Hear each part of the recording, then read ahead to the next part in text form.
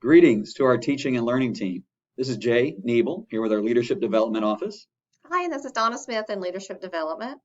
Guys, we want to begin by first saying thank you for a great day yesterday. On behalf of Dr. Hunter and myself, we were inspired and moved by the efforts of our teaching and learning team as we engaged in a review of the procedures that we identified. Your work yesterday was thorough, very high level, and it provided great insight into our procedures and in some of their areas of strength and areas of need. Now, because our conversation yesterday was so robust, we did leave a little bit of work on the table. A very important next step in our process is whittling down this list of procedures to a more manageable number through a quality tool called the Solution Matrix. At this time, Donna, if you could, please take our team to that tool.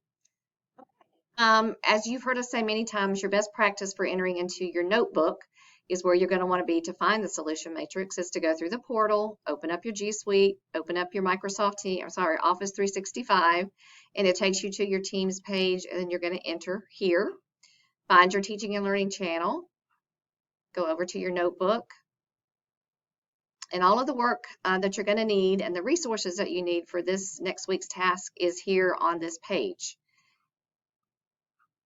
In phase one, which is where we're still at, almost at the end, the very last step here is in this fourth box. Mr. Niebel is going to tell you a little bit about some resources that we've populated here, and then I'm going to show you actually what the matrix will look like. Thank you, Donna. As Donna said, we want to provide you with a few resources that would help you engage in the solution matrix. First, as we noted yesterday in our meeting, we collected all of the summaries, all the procedural effectiveness summaries from each partnership, and we put them in one page. So this first link, entitled Teaching and Learning Summary, will take you, if you open it, to a collective report of each partnership's report out from yesterday. Second, and Donna, let's go ahead and click on this one, we provided you with a checklist of the procedures that as a team we decided to push forward for continued review. Okay, so this is a very simple tool. It is really just a checklist, but it has a couple important purposes. First, there's a lot of procedures that we're pushing through. So we printed this or created this checklist for you to print off and mark each time you complete one. It's important that we only engage in the solution matrix one time for each procedure.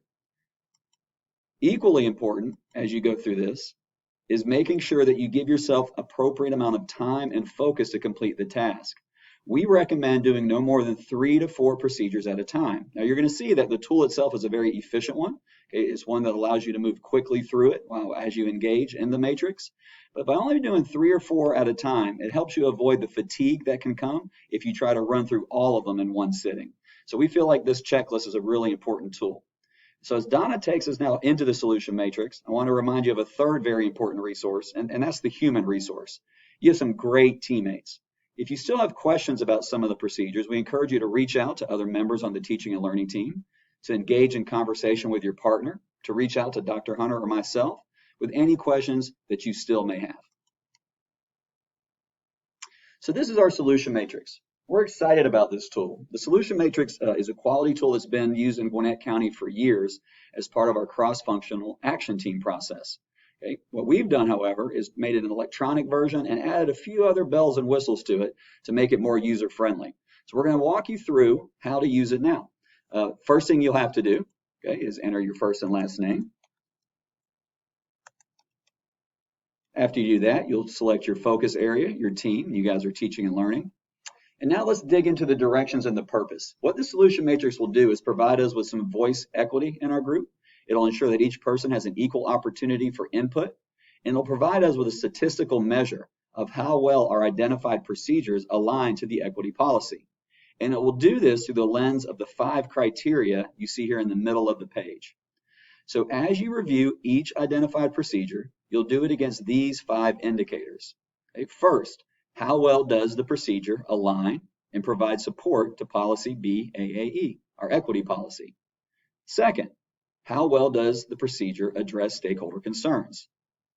Third, and perhaps most important, I often like to put a key feature or a most important feature in the center, like the middle of a target.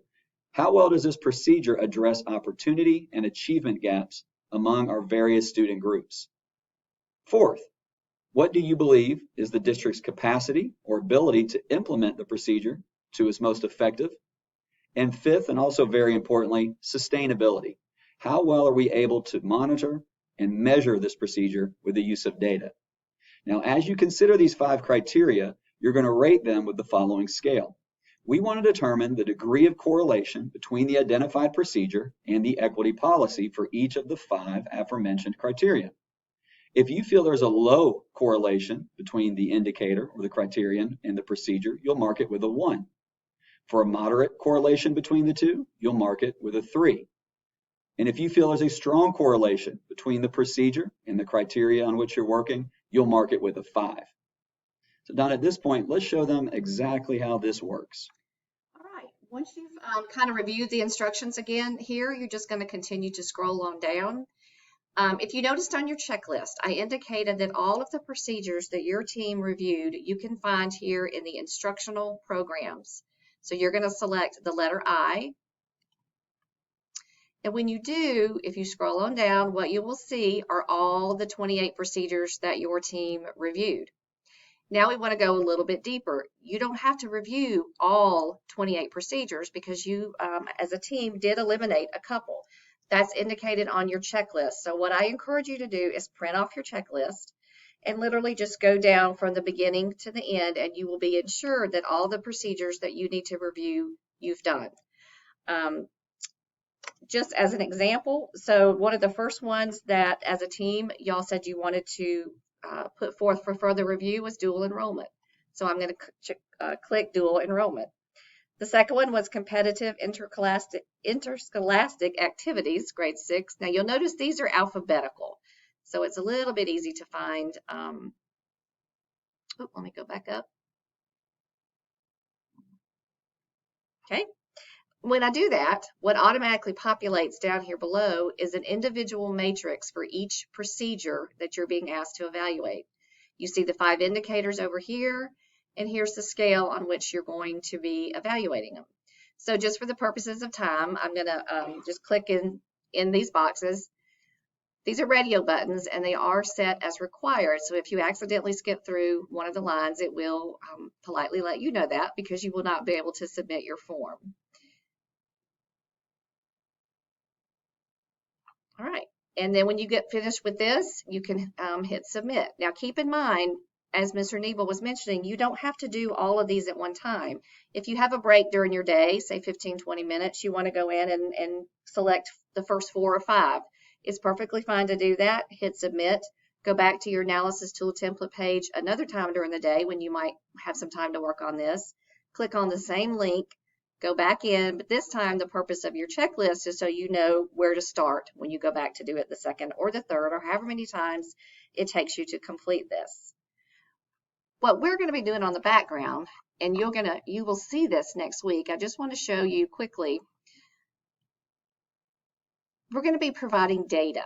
So when you guys meet next week, we're going to be able to show you across all 24, I believe it is, that you are evaluating, what's the highest ranking and how did you rank? What's your lowest one? This is an average, a score between 1 and 5. So if you're looking at this, now these are not yours, so just know this is an example as for you to look at. I can see here that consequence of student misconduct scored a 3.6 out of 5. Well, international exchange scored a 2.5. Maybe in the discussions there was some feedback that perhaps these might need to go a different direction. Well, what you can do is drill down even further, and I want to know how, based on each indicator, your team scored. So you've got an overall team view, and then you have individual team views. And you're going to hear a whole lot more about this next week when y'all are back together as a team. But that's why your responses are important, that you only do one time. And while we thought having the checklist might help you be able to just track your work. Yeah, thank you, Donna. And these data sets that we're looking at right now really is the reason we're most excited about this tool and excited to see what your input is. We ask that you engage in this activity and try to complete it by end of business day on Wednesday, September 30th. That will allow us to produce reports, which will fuel our work the next day when our teaching and learning team meets again.